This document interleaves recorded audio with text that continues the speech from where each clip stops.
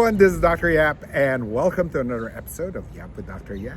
And we are here with this dude I've known for decades, Usman Ali. Sir, how are you doing? I'm doing great. Thanks for having me, Robin.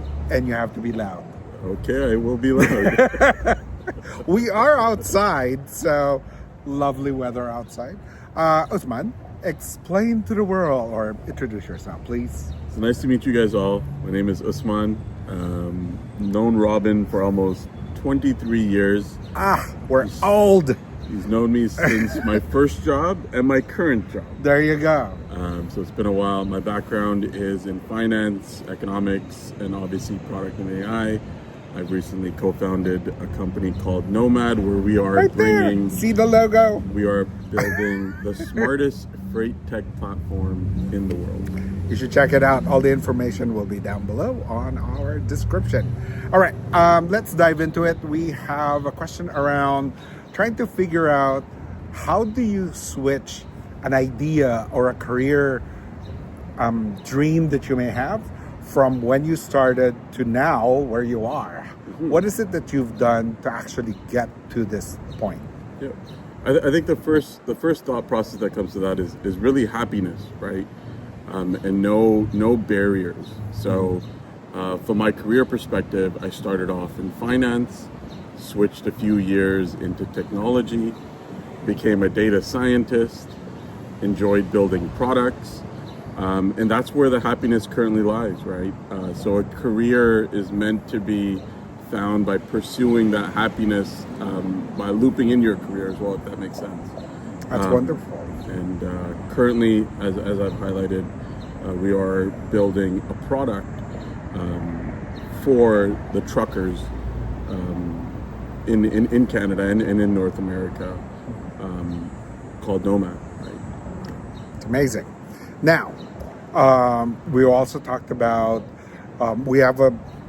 Usman has been a colleague at George Brown, and he had a student that he then eventually hired, and at some point promoted to be another from one role to the next role. So one of the questions that we always think about is how do you then, what are the things that you need to do so that you can showcase your expertise to your leader, your boss, so that then they'll realize, oh, I'm not just this role, but I'm also able to do this next role. Mm-hmm. So interesting fact there, and I want to highlight one quote that's been sitting with me for some time, and then my first boss told me this at TD, and it was, in order to move through your career, you have to do your job very well, but then also have to do a piece of your boss's job very well.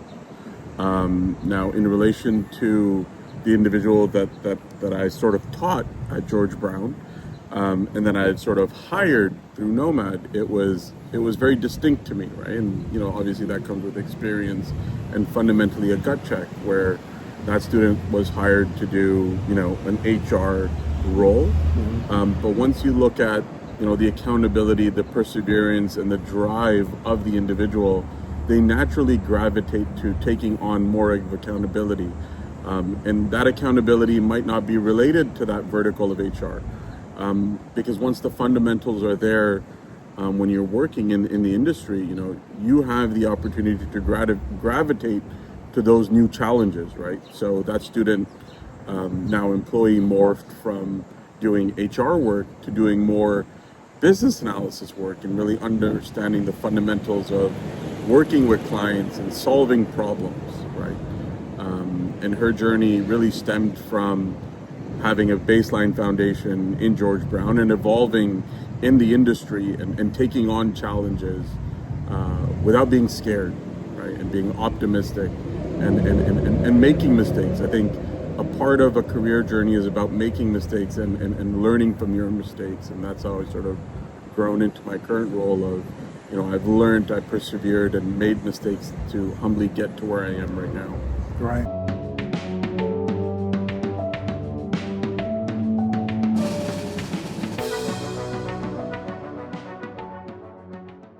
Hi everyone, the sponsor for today's episode is Point North Foundation. You can find information at pointnorthfoundation.org for an upcoming undergraduate case competition for any college student or university student in a recognized institution by the Government of Canada. And you want to make sure that you are in a business school and the teams are teams of two.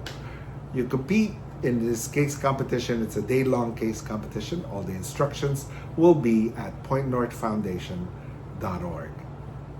Now, what happens if the roles are reversed and now you have a boss that may be a tad insecure, and you have an employee who's trying to work on some parts of that boss's job and can potentially think, oh my God, this person's gonna take over and therefore I will fire them.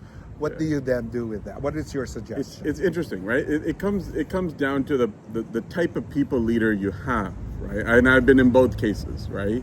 Where and I manage it, there's different styles of leadership, but if I see one of my sort of team members growing rapidly and learning rapidly, my job as a leader is to support them in that sort of scope of work or that pathway. And that's majority of the cases, that's how I've been sort of raised in my career, right? Where my people leader saw my sort of ambition, right? And they sort of helped me move through that ambition. Right. Obviously, there's certain cases where you'll run into people leaders that just are selfishly wanting to do that job alone and only that job.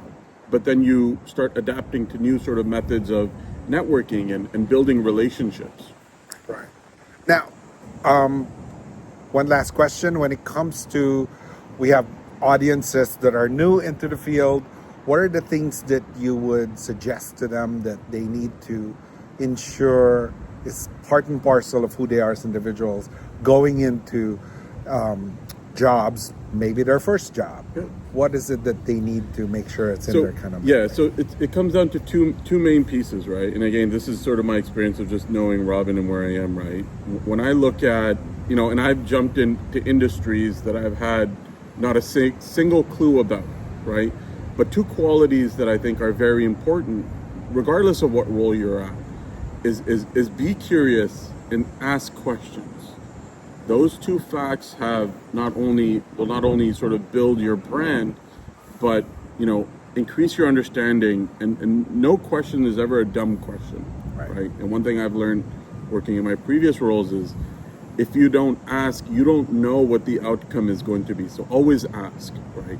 So be curious, have the adaptation, and ask questions. Whether it's right or wrong, ask the question.